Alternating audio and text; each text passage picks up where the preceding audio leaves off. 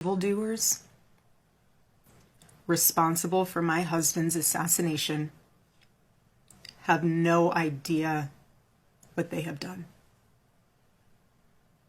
They killed Charlie because he preached a message of patriotism, faith, and of God's merciful love. But they should all know this.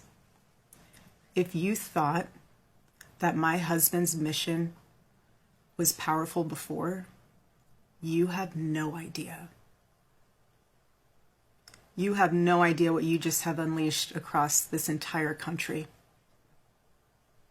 and this world. You have no idea. You have no idea the fire that you have ignited within this wife. The cries of this widow will echo around the world like a battle cry.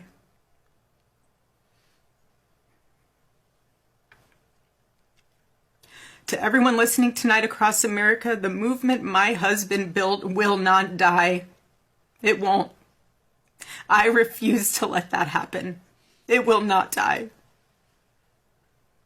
All of us will refuse to let that happen. No one will ever forget my husband's name, and I will make sure of it. It will become stronger, bolder, louder, and greater than ever. My husband's mission will not end, not even for a moment.